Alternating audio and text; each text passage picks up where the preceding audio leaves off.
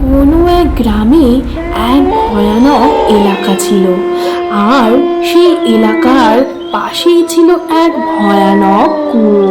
আর ওই কুয়োতে থাকতো একটা ডাইনি।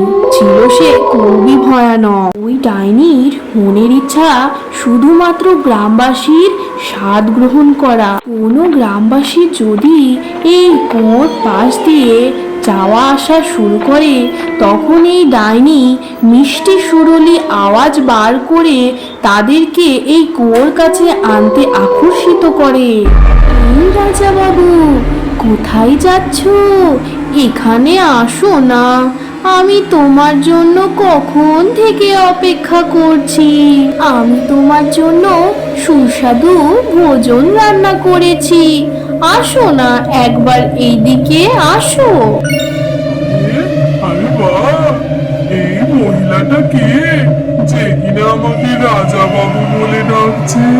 আরে তো সুস্বাদু খাবারও তৈরি করেছে, আজ তো পুরো মজাই এসে যাবে। আমার বউ তো আমাকে কোনোদিন এত ভালোবেসে ডাকেইনি। যাই গিয়ে দেখে তো আসি গিয়ে।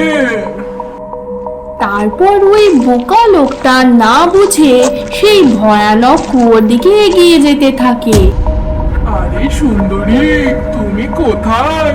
এই দেখো তোমার রাজা এখানে চলে এসেছে। আরে আমার রানী, কোথায় তুমি? আমার থেকে লুকোনোর কোনো দরকার নেই, আমার থেকে লজ্জা পাওয়ার কিছুই নেই।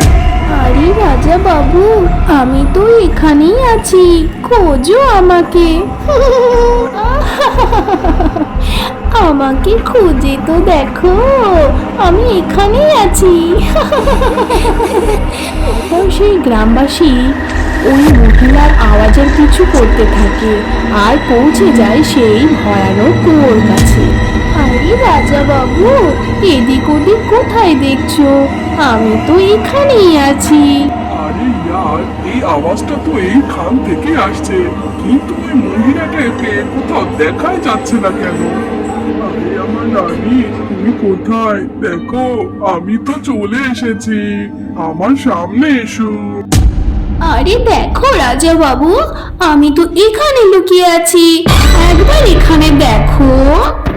আওয়াজ তো এই কুয়ো থেকেই আসছে, মনে হয় এই সুন্দরী মহিলাটা এই কুয়োর মধ্যেই লুকিয়ে আছে। বাবা সুন্দরী, আমি দেখো তোমাকে খুঁজে ফেলেছি। তারপর ওই বোকা লোকটা কুয়োর ভিতরে উঁকি মারতে থাকে। এরপরে ওই কুয়ো থেকে একটা ভয়ানক হাত বেরিয়ে আসে। তারপর ওই হাতটা ওই লোকটার গলাটা চিপকে ধরে কুয়োর ভিতরের দিকে নিয়ে যেতে থাকে। আরে আরে, মরে গেলাম রে। এটা কি জিনিস? আরে মরলাম। ভগবান, আমার বাচ্চা, আমি মরে গেলাম। আরে আরে, তুমি কে? আমি তো আমার রানীর খোঁজে এখানে ঘোরাঘুরি করছিলাম। হে ভগবান, আমি এটা কোথায় ফেসে গেলাম? আরে আরে রাজা, আমার দিকে দেখো, আমি তো তোমার রানী। না না, তোমাকে দেখে তো পুরো একটা ডাইনি মনে হচ্ছে। আমাকে দয়া করো, আমাকে যেতে দাও। আমার বউ আমার জন্য ঘরে অপেক্ষা করছে, দয়া করে আমায় ছেড়ে দাও। ভগবানের করে দয়া করো আমার উপর। না না, তুমি এত দূর থেকে এসেছো, খাবার খেয়ে যাবে। আরে বাহ, মনে হচ্ছে এটা কোনো ভালো ডাইনি। আমি বেকার বেকারি ভয় পেয়ে যাচ্ছিলাম। হ্যাঁ হ্যাঁ, অবশ্যই খাবার খেয়ে যাব, কিন্তু বলছিলাম ডাইনি জি, খাবারে কি রান্না করেছেন আপনি? এখন তো খাবার বানাবো। ও আচ্ছা আচ্ছা, তবে কি আমি পেঁয়াজ কাটার জন্য একটু সাহায্য করে দেব? না না, ওটার কি দরকার আছে?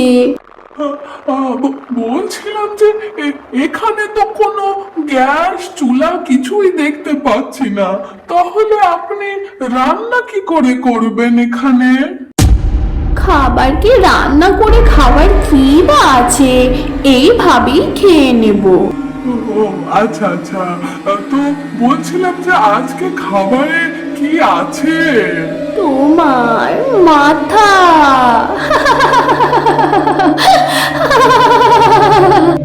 আরে আরে মরে গেলাম রে, এ তো আমাকেই খাবে বলে বলছে। আর ভগবান, আমি আজকে কোথায় ফেসে গেলাম? আজ রাতের খাবারে তো আমি তোকেই খাবো। এতটা বলার পর ওই ডাইনি কুয়োর ভিতরে গভীর গুহার মধ্যে চলে যায়। এরপর অনেক রাত হওয়ার পরে, ঠাকুরপো, বলছিলাম তোমার দাদা তো এখনো বাসায় ফিরলো না, আমার তো এবার খুবই টেনশন হচ্ছে। বৌদি, তুমি একদম চিন্তা করো না, আমি এখনই গিয়ে দাদাকে খুঁজে আনছি। তারপর মহেশ নিজের দাদার খোঁজে এদিক ওদিক ঘোরাঘুরি করতে থাকে। রামু দাদা, তুমি কোথায়? রামু দাদা, তুমি কোথায়? তুমি আমার আওয়াজটা কি শুনতে পাচ্ছ? কোথায় রামু দাদা? এখানে তো রামু দাদার কোনো চিহ্নই খুঁজে পাচ্ছি না, তবে আমি রামু দাদাকে কোথায় খুঁজবো? এরপর ওর নজর কুয়োর পাশে পড়ে থাকা সেই লাল গামছার দিকে চলে যায়। আরে, এইটা তো দাদার মনে হচ্ছে। তাহলে কি দাদা এই কুয়োর মধ্যে পড়ে গেল না তো? আরে মরেছে রে, এটা তো সেই ভূতিয়া কুয়ো, এই কুয়োটা নিয়ে সমস্ত গ্রামবাসীরা আলোচনা করে। হে ভগবান, এখন কি যে হবে রামু দাদার? তারপর মহেশ জোরে জোরে করে ওর দাদাকে ডাকতে থাকে। আরে রামু দাদা, তুমি কোথায়? তুমি কি আমার আওয়াজ শুনতে পাচ্ছো? আরে আরে, এটা তো আমার ছোট ভাইয়ের আওয়াজ, মনে হয় ও আমার খোঁজে চলে এসেছে।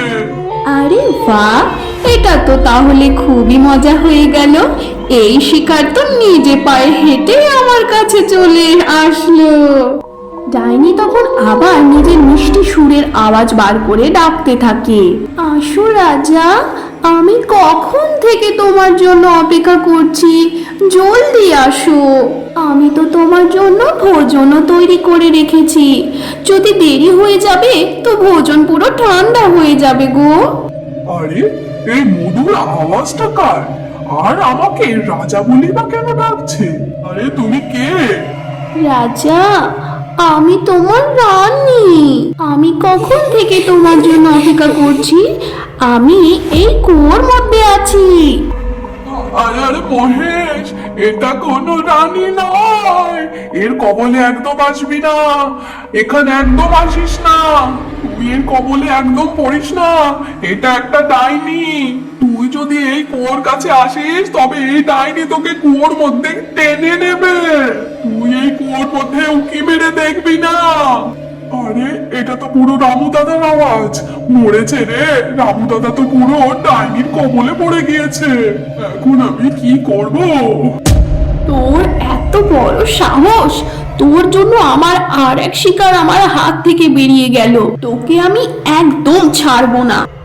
ও ডাইনি, আমায় তুমি ক্ষমা করে দাও, আগের থেকে কখনো এরকম ভুল হবে না, আমাকে ক্ষমা করে দাও। আমি যদি জলদি করে রামুদাকে এই কুয়ো থেকে বার না করি, তাহলে তো ওই ডাইনি রামুদাদাকে ছাড়বেই না। আমাকে কোনো না কোনো তো একটা উপায় বার করতেই হবে। কোথাও একটা যদি দড়ি পেয়ে যায় তাহলে এই কুয়োর মধ্যে ফেলে দিলে রামুদা হয়তো সেটা ধরে উঠে আসতে পারবে। হে ভগবান, এখানে তো কোনো এমন জিনিসই নাই যেটার সাহায্যে রামুদাদা কুয়ো থেকে উপরে উঠে আসতে পারবে। মহেশ তখন এদিকে ওদিকে খুঁজতে থাকে। হঠাৎই ও দেখতে পায় একটা কাটা গাছ।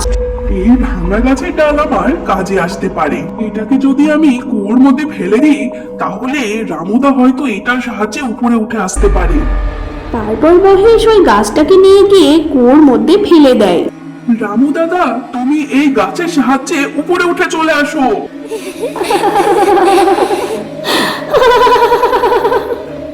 তোমার বোকা ভাইয়ের কি মনে হয় আমি কি এই গাছের সাহায্যে তোমাকে উপরে যেতে দেব?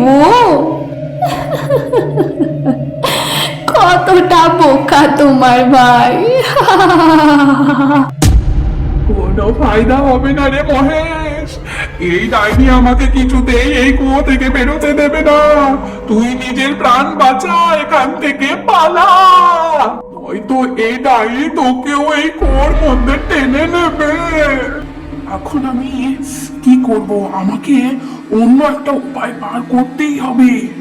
পর মহেশ সাহায্য চাওয়ার জন্য আগে দিকে এগিয়ে যেতে থাকে। কিছু দূর যাওয়ার পরে মহেশের নজর একটা গাছের নিচে পড়ে। ওই গাছের নিচে এক হনুমানজির মূর্তি রাখা থাকে। ও তখন ওই মূর্তি দেখে খুবই খুশি হয়ে যায়। ও দৌড়ে গিয়ে সেই মূর্তির কাছে যায় আর হনুমানজিকে প্রণাম করতে থাকে। হে মহাবলী ভগবান, তোমার মতো শক্তিশালী বলবান এই সৃষ্টিতে আর কেউ নেই। এখন মাত্র তুমি একমাত্র সাহারা। তুমি দয়া করে আমাকে সাহায্য করো প্রভু। এতটা বলার পর মহেশ সেই হনুমানজির মূর্তিটাকে নিয়ে কুয়োর দিকে যাওয়া শুরু করে। অন্যদিকে ওই ডাইনি মহেশ আসার জন্য খুবই চিন্তায় পড়ে যায়। তোকে ছেড়ে রেখে তো আমি বড়ই ভুল কাজ করে ফেলেছি। তোকে তো সেই মুহূর্তেই আমাকে খেয়ে ফেলতে হতো। ব্যাস, অনেক হয়ে গেছে, এখন আর আমি তোকে একেবারেই ছাড়বো না। এরপর মহেশ ওইখানে পৌঁছে যায়। বলো মহাবলী হনুমান কি জয়, বলো মহাবলী হনুমান কি জয়। এই ডাইনি, আমি আমার দাদাকে না নিয়ে এখান থেকে বাড়ি ফিরবো না। আমি নিচে আসছি। ওর যদি অত হিম্মত থাকে আমাকে থামিয়ে দেখা। তোর এত বড় হিম্মত, তোকে আমি এখনই মজা দেখাচ্ছি। তুমি ডাইনি নিজের হাতটাকে কুয়োর বাইরে বার করে মহেশকে ধরার চেষ্টা করতে থাকে। তখনই মহেশ হনুমানজির মূর্তিটাকে সামনে এগিয়ে দেয় আর ওই ডাইনিটা মহেশের জায়গায় হনুমানজির মূর্তিটাকে নিয়ে চলে যায় কুয়োর ভেতরে। ঠিক তখনই ওই হনুমানজির মূর্তি থেকে তেজ আলো প্রকাশিত হতে থাকে। ডাইনি ওই আলোটাকে একেবারেই সহ্য করতে পারে না। আরে মরে গেলাম, এটা আমি কি করে দিয়েছি? আমি তো এই আলো সহ্য করতে পারছি না। এই মহাবলী ভগবান, তুমি আমাকে ক্ষমা করে দাও। এরপর থেকে আমি আর কোনো মানুষকে এইভাবে জ্বালাতন করব না। হে ভগবান, আমাকে ক্ষমা করে দাও। তারপর ওই ডাইনি ওই তীব্র আলো সহ্য করতে না পেরে সেই আলোর আগুনে জ্বলে পুরো ছারখার হয়ে যায়। মহাবলী হনুমানের জয়, মহাবলী হনুমানের জয়, মহাবলী হনুমানের জয়। দাদা তুমি ঠিক আছো তো? হ্যাঁ মহেশ, আমি ঠিক আছি। দাদা, তুমি এই গাছের সাহায্যে কুয়ো থেকে বাইরে বেরিয়ে এসো।